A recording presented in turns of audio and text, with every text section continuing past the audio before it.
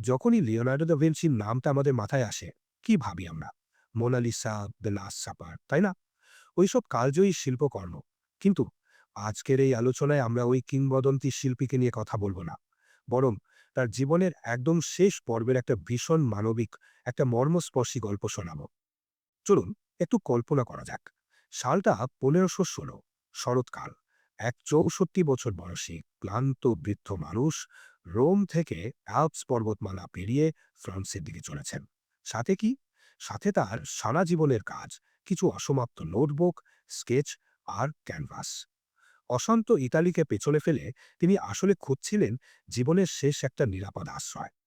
তো লিওনার্দোর জীবনের এই যে করুণ কিন্তু গভীর শেষ অধ্যায়, এটাকে আমরা ৫টা পর্বে ভাগ করে দেখব।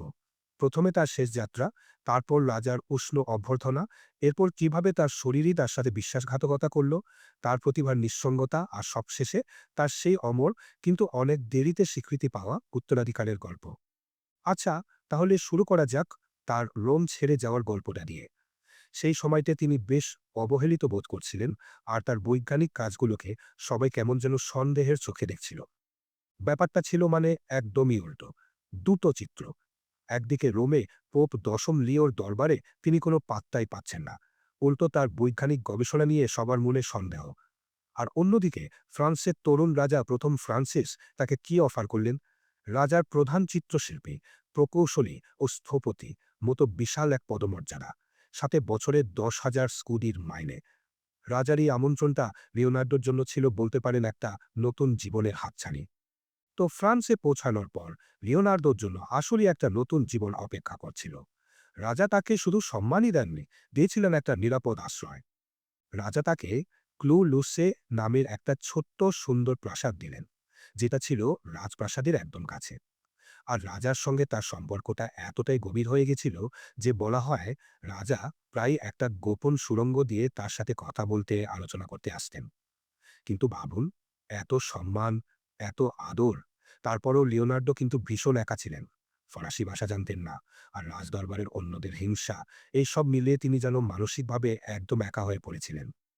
এই সম্মান আর নিঃসঙ্গতার টানাপোড়েনের মধ্যেই তার জীবনের সবচেয়ে বড় আঘাতটা এলো। তার নিজের শরীরে ধীরে ধীরে তার কথা শোনা বন্ধ করে দিল। শুরুটা হলো ১৫১৭ সালে। তিনি স্ট্রোকে আক্রান্ত হলেন, আর তার ফলে তার ডান হাতটা পক্ষাঘাতগ্রস্ত হয়ে গেল। ভাবুন একবার, একজন শিল্পীর জন্য যে হাত দিয়ে তিনি ছবি আঁকেন, সেই হাতটাই অবশ হয়ে গেল। এর চেয়ে ভয়ঙ্কর আর কি হতে পারে? এরপর থেকে সব যেন দ্রুত করতে থাকল।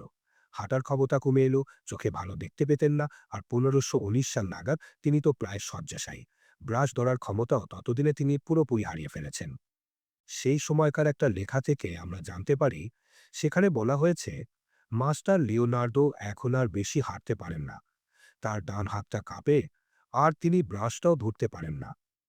এই কয়েকটা কথাই বুঝিয়ে দেয় একজন মহান শিল্পী কিভাবে তার সৃষ্টির সবচেয়ে জরুরি হাতিয়ারটাই হারিয়ে ফেলেছিলেন।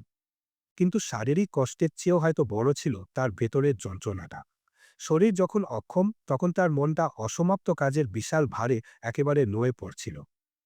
মোনালিসার মতো তার মাস্টারপিসগুলো, সেগুলো এখন চিরকালের জন্য অসম্পূর্ণই থেকে যাবে। এই চিন্তাটা তাকে ভেতর থেকে শেষ করে দিচ্ছিল।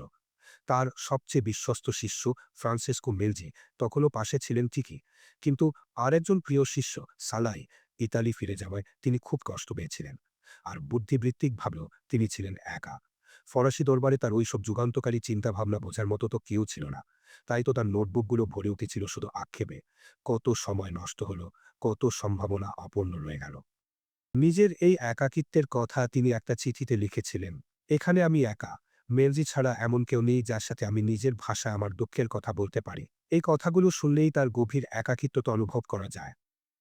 আর সবচেয়ে অবাক করা ব্যাপার কি জানেন? লিওনার্দোর মতো একজন জিনিয়াসও আত্মবিশ্বাসের অভাবে ভুগতেন। তার নোটবুকে লেখা হতাশার কথাগুলো যদি আমরা আজকের দিনের মনোবিজ্ঞানের চোখে দেখি, তাহলে এটাকে বলা যায় ইম্পস্টার সিন্ড্রোমের স্পষ্ট লক্ষণ। তিনি ভাবতেন তিনি যথেষ্ট কাজ করতে পারেননি, তিনি ব্যর্থ। ভাবা যায় একবার, যে মানুষটা মানব সভ্যতার গতিপত্রই বদলে দিচ্ছিলেন, তিনি নিজেকে একজন ব্যর্থ মানুষ মনে করতেন। তো জীবনের একদম শেষ প্রান্তে এসে লিওনার্দো যখন বুঝতে পারলেন সময় প্রায় শেষ, তিনি তখন মৃত্যুর মুখোমুখি দাঁড়িয়ে তার সারা জীবনের কাজকে ভবিষ্যৎ প্রজন্মের জন্য বাঁচিয়ে রাখার চেষ্টা শুরু করলেন। এটা ছিল সময়ের সাথে তার শেষ দৌড়। হাত তো আর কাজ করে না, তাই তিনি মুখে বলে যেতেন, আর তার শিষ্য মেলজি সেগুলো সব লিখে রাখতেন। এভাবেই তিনি পাগলের মতো তার হাজার হাজার পৃষ্ঠার নোটবুক, অ্যানাটমি, ইঞ্জিনিয়ারিং আর বিজ্ঞানের সব গবেষণা গোছানোর চেষ্টা করে গেছেন। তার শেষ দিকের লেখাগুলো ধীরে ধীরে কেমন যেন দার্শনিক হয়ে উঠেছিল। তিনি পেছনে রেখে যান প্রায় ১৩,০০০ পৃষ্ঠার নোট আর স্কেচ। ১৩,০০০! এই বিশাল জ্ঞানভাণ্ডার তিনি তার সবচেয়ে বিশ্বস্ত শিষ্য ফ্রান্সেসকো মেলজির হাতে তুলে দেন। তার একটাই আশা ছিল, একদিন একদিন বিশ্ব হয়তো তার এই কাজের মূল্য বুঝবে। বলা হয় তার শেষ কথাগুলো ছিল এরকম: আমি ঈশ্বর এবং মানব জাতির কাছে অপরাধী, কারণ আমার কাজ সেই মানে পৌঁছাতে পারেনি যেখানে পৌঁছানো উচিত ছিল। ভাবুন তো, পশ্চিমা সভ্যতাকে যিনি নতুন রূপ দিয়েছিলেন, সেই মানুষটার মুখ থেকে এমন একটা কথা! অবিশ্বাস্য। কিন্তু সবচেয়ে বড় ট্র্যাজেডিটা কি জানেন? ১৫১৯ সালের ২রা মে তার মৃত্যুর পর তার নোটবুকে লুকিয়ে থাকা ওই বিশাল বৈজ্ঞানিক আর ইঞ্জিনিয়ারিং জ্ঞান কয়েক শতাব্দী ধরে মানুষের অজানাই থেকে যায়। পৃথিবী তাকে চিনেছিল শুধু একজন অসাধারণ চিত্রশিল্পী হিসেবে। তার বিজ্ঞানী সত্তাটা, সেটা ছিল সবার চোখের আড়ালে, সম্পূর্ণ অলক্ষিত। তাহলে এমন একটা জীবন থেকে আমরা শেষ পর্যন্ত কি শিখতে পারি, যে জীবনে অমর প্রতিভা আর নশ্বর দুর্বলতা হাত ধরাধরি করে চলেছে? লিওনার্দোর জীবন আমাদের একটা কথাই বারবার মনে করিয়ে দেয়, যে মহান প্রতিভাও আসলে মানবিক সীমাবদ্ধতার ঊর্ধ্বে নয়। আর এই উপলব্ধিটাই হয়তো তাকে একজন কিংবদন্তির পাশাপাশি আমাদের কাছে একজন রক্তমাংসের পূর্ণাঙ্গ মানুষ হিসেবে তুলে ধরে।